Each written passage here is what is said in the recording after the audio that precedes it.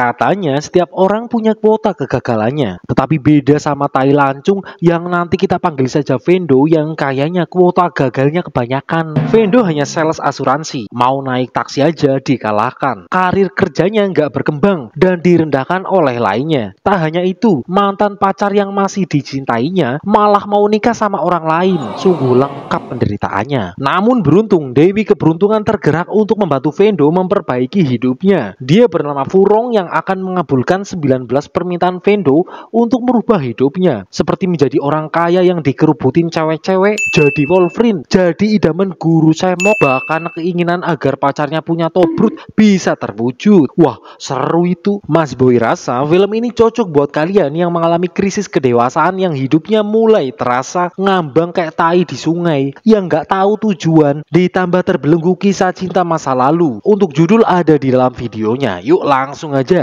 sikat. Vendo diundang sebagai alumni dari sekolah SMA-nya dulu untuk menceritakan karir hidupnya. Namun bukannya mendapatkan pujian, Vendo diajak sales asuransi gagal.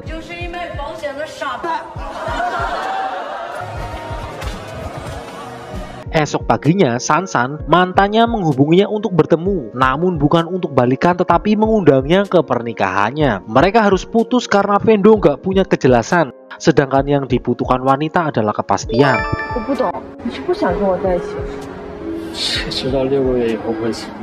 Vendo terlihat kuat dengan senyumannya, tetapi sebenarnya hatinya hancur karena realita. Terkadang bukan orangnya yang dirindukan, tetapi momen-momen indah bersamanya yang dirindukan. Karir kerjanya juga stagnan, bahkan diledek goyang Michael Jackson oleh juniornya.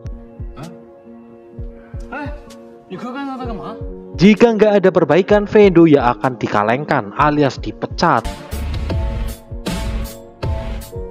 Furong lalu menemui Vendo yang sudah tahu kalau hidup Vendo menyedihkan. Vendo jelas bingung apa yang diomongkannya. Lalu temannya Panjul datang membawa sebuah paket, tetapi hanya berisikan plastik dan tulisan keinginannya akan diwujudkan. Vendo menganggap Furong itu wong gemblung yang kurang kerjaan. Tidak hanya kerjaan dan percintaan yang parah. Dalam hal olahraga pun Vendo disepelekan ya karena memang nggak ada kemampuan. Emang paket komplit dah jadi orang gagal.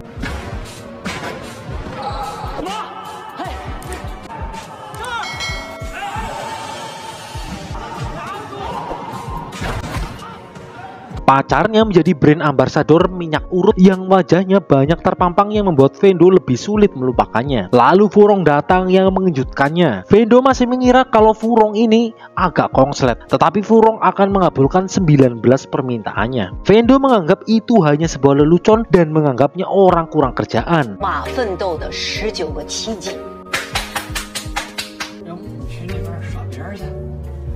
Sampai ketika di rumah, karena badan Vendo bau peler, Vendo harus mandi. Tapi Vendo menemui keran airnya mati. Lalu Vendo mencoba bertanya ke Panjul yang ternyata keran kamarnya hidup. Akhirnya Vendo mencobanya, tetapi ketika ingin menyentuh airnya, kerannya mati. Apakah kebetulan?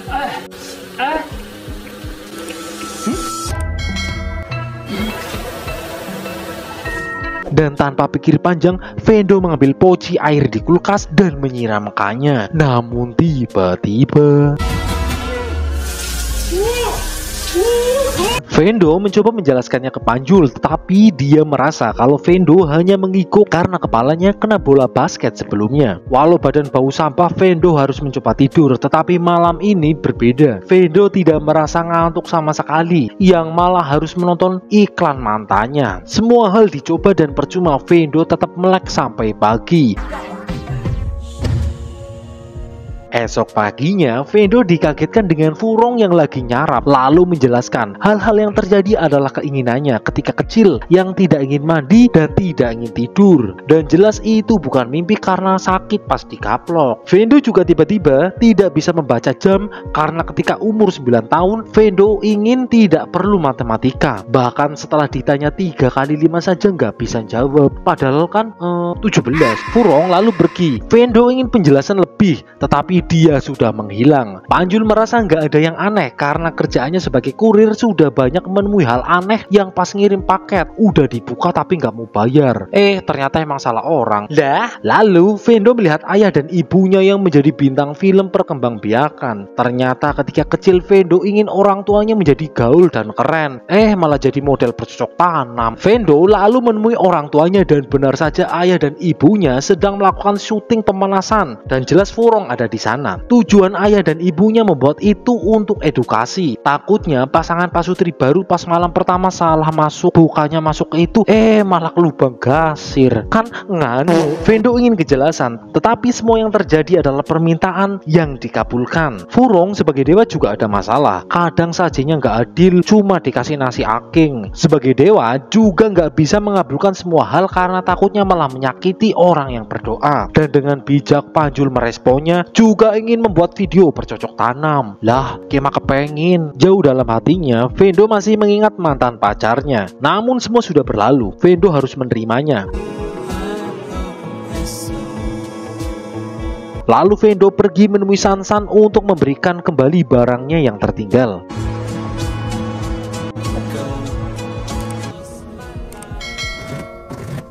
Pertemuan itu sedikit kagok, apalagi Vendo bau peler.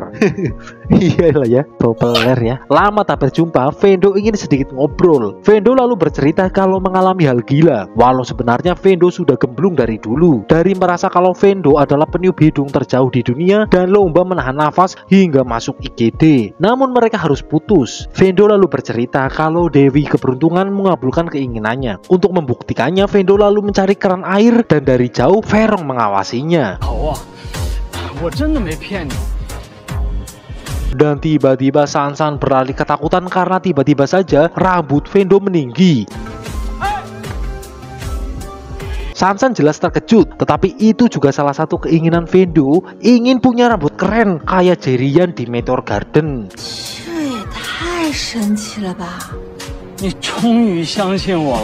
Dan setelah pakai bandana, malah kayak Atta Halilintar. Ya keren juga sih. Sansan merasa mungkin yang terjadi ini akan membuat hidupnya lebih baik. Dari nggak perlu tidur yang membuatnya bebas ngapain aja, dan mungkin banyak keinginan lainnya yang akan terwujud. Lalu Sansan pergi dan mengundangnya untuk pesta makan malam sebelum pernikahan. Dan Vendo akan menghadirinya, walaupun hati nermek.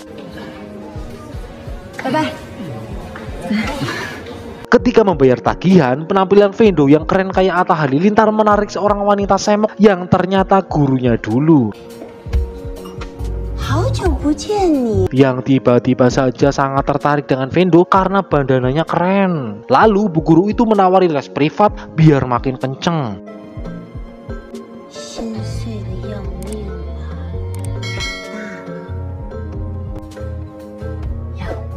Bener-bener rezeki nomplok ini mah. Vendo kembali ke kos dan merasa menjadi orang baru dan mendapatkan foto terbaru Bu Guru Chen yang cuma pakai sendal, lainnya nggak pakai. Itu kayak Bu Guru nganu. Guru Chen sangat tertarik ke Vendo, tetapi malah Vendo cuma menemaninya main catur. Jelas dicengin sama Panjul karena melewatkan kesempatan yang nggak datang 2 kali.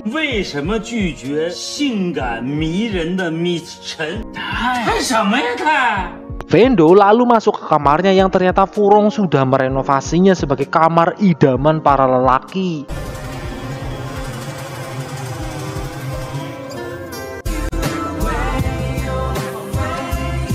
Panjul pun berharap kamarnya juga berubah. Ternyata benar berubah. Berubahnya jadi perantakan karena barang-barang Vendo ada di kamar Panjul. Dan Panjul pun gak mau sekamar dengan Vendo karena nanti gak bisa ngurut rudalnya.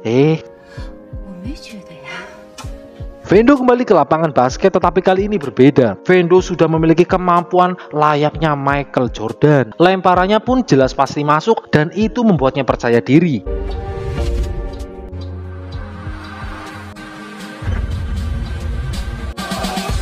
Pertandingan antar perusahaan akan dimulai. Orang tua Vendo juga datang. Kemampuan Vendo yang dulu jelas menjadi bahan tertawaan, dan sebagai balasan Vendo pindah ke tim musuh.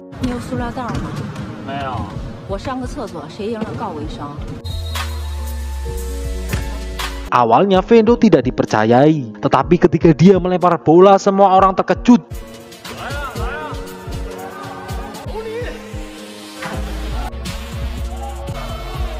Kehebatan Vendo mengguncang pertandingan itu dan tim yang didukungnya memimpin pertandingan dengan berkali-kali Vendo memasukkan bola.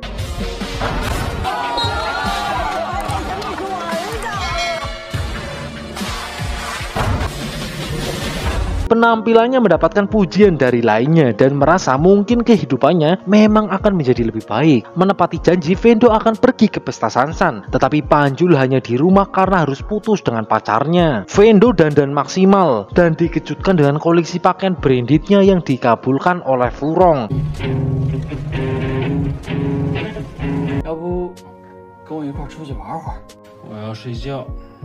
Tiba-tiba ada kunci Lamborghini yang siap mengantarnya. Panjul merasa iri dengan hidup Vendo, tetapi jalan hidup orang itu berbeda-beda. Tiba-tiba tubuhnya menjadi cowok ganteng berotot, tetapi kembali berubah karena takdir harus diusahakan, bukan minta bantuan bapaknya. Dengan mobil seperti itu jelas mudah mencari cabai-cabian dan membuat Vendo makin keren. Tapi nggak cukup sampai di situ. Tiba-tiba ada mobil balap yang lain yang bisa berubah menjadi robot yang siap melayaninya.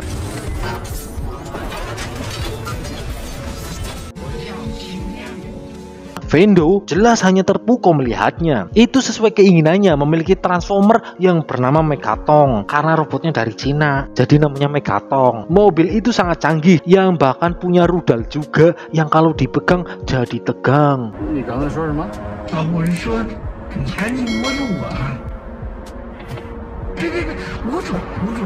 Oke, anak-anak bayi ya, untung ora nyembur.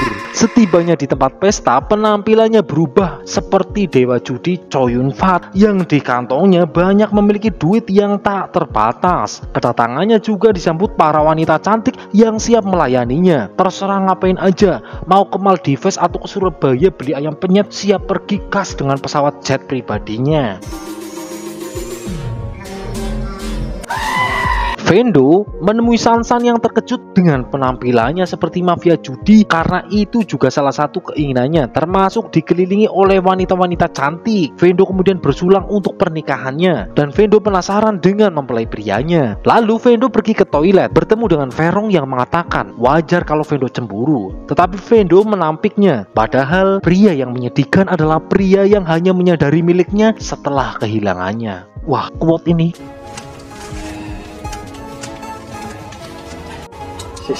Vendo lalu menyadari kalau ternyata Sansan akan menikahi partner iklannya, cowok lotion yang dibencinya setiap kali Vendo melihat iklannya. Dari kejauhan, masing-masing saling melihatnya yang seakan-akan saling menyimpan perasaannya. Hanya engkau menyatakan apa yang ku rasa.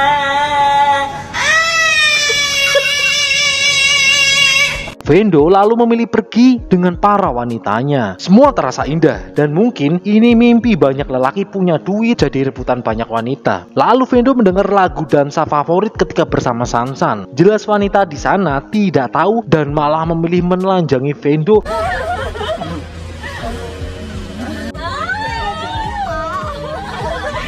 Namun jauh di hatinya, dia masih ingat dengan Sansan dan Vendo pun tidak bisa melanjutkannya. Kalau kalian gimana cok? Lanjut atau Vendo lalu memilih turun dari pesawat karena merasa ada lubang di hatinya yang tidak tergantikan. Megatong menjemputnya karena pengen dielus rudalnya. Ini Ana maning ya, robot konsum ya. Sekembalinya di rumah, Panjul sudah balikan dengan pacarnya.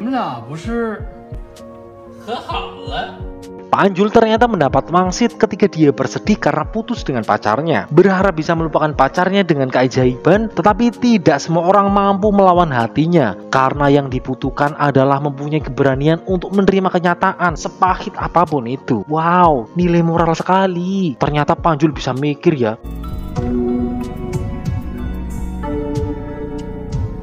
Lah, kirain mau nyatek. Vendo kini menyadari kalau dia masih mencintai Sansan, yang padahal besok mau nikah. Vendo nggak tahu tujuan hidupnya. Entah kebetulan atau enggak, Sansan datang ke rumahnya yang tiba-tiba saja menunjukkan gunungnya.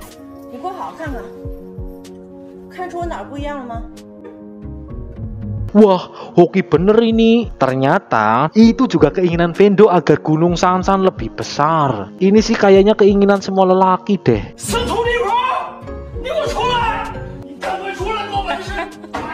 Pacar Panjul juga kagum dan mencobanya. Panjul pun juga ingin mencobanya. Oh halah Panjul. Vendo ingin Sansan menjadi seperti dulu, tetapi semua sudah berubah. Kini Sansan tahu memang mereka harus putus. Lalu Vendo melakukan.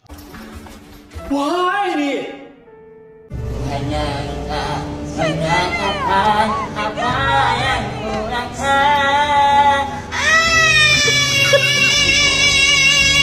Jelas ucapannya membuat Sansan menjadi tidak karuan. Dalam kekalutannya, Vendo malah mendapatkan kabar tawaran asuransinya diterima sebanyak 8.000 orang mau mendaftarkan asuransinya. Ini membingungkan ini, entah harus seneng atau enggak. Esok paginya, Vendo menuju rumah Sansan. Namun tiba-tiba tragedi terjadi.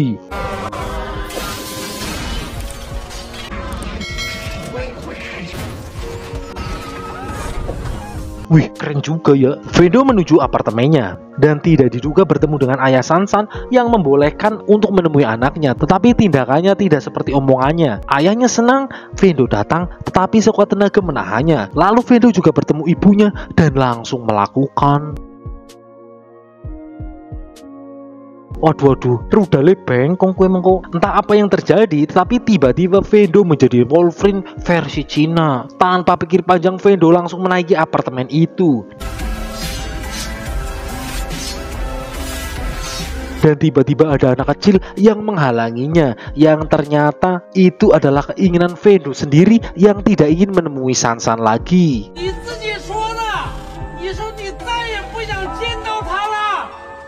Dan itu adalah keinginan ke-19-nya. Semua orang menghalanginya, bahkan aparat penegak hukum juga menghalangi pertemuan Vendo dan Sansan. Yang jelas itu memang mustahil untuk dilakukan.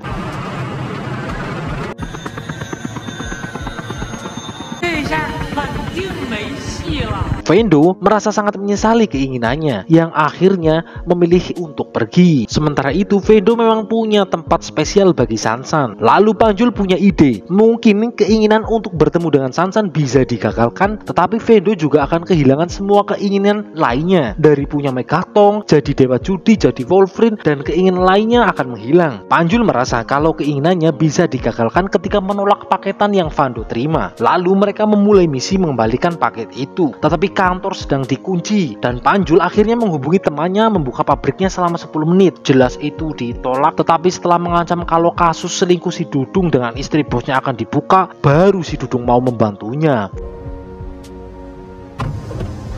Vendo lalu memberikan penghormatan terakhir untuk Megatong. Panjul lalu menyuruh Dudung untuk membaca kalimat yang menjelaskan Vendo menolak paket itu, apapun akibatnya, dan paket dikembalikan.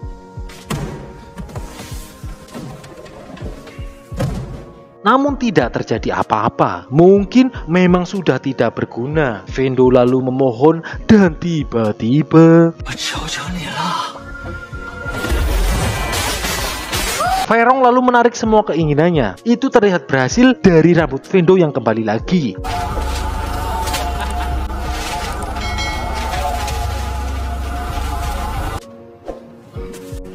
Misi terakhir mereka bisa dilakukan dengan cepat. Segera mereka melaju, tetapi apes dihentikan oleh polisi karena mereka melewati taman. Ya udah jalan sih ya. Setelah menjelaskan kalau itu demi pernikahan yang ditakdirkan, Pak Polisi akhirnya malah membantunya karena ingat pernikahan dengan istrinya bikin puyeng.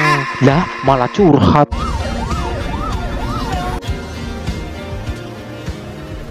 Mereka menerobos semua halangan, walaupun halangannya ya gitu-gitu aja sih.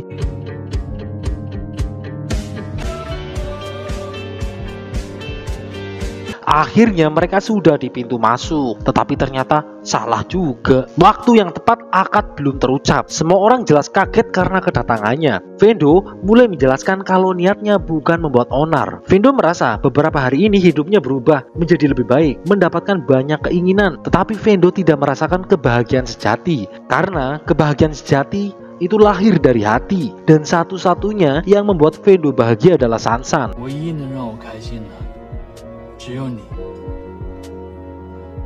Vendo sadar mencintai bukan tentang mengagumi kelebihan, tetapi tentang bagaimana menerima kekurangan pasangan. Dan akhirnya Sansan lebih memilih Vendo dan mereka pun cipokan.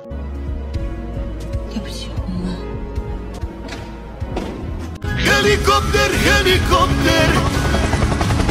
Dan anehnya keinginan biar Sansan tetap toge masih melekat. Itu sebagai hadiah pernikahan dari Furong. Manusia itu memang tepatnya salah. Dan hanya manusia bangke yang gak pernah mau belajar dari kesalahannya. Film ini berjudul Wiset. Dari film ini kita belajar. Penyesalan datang di akhir. Kalau di awal namanya banyak yang bilang itu pendaftaran. Tetapi itu salah. Karena sebelum daftar harus merubah undang-undang dulu biar bisa daftar.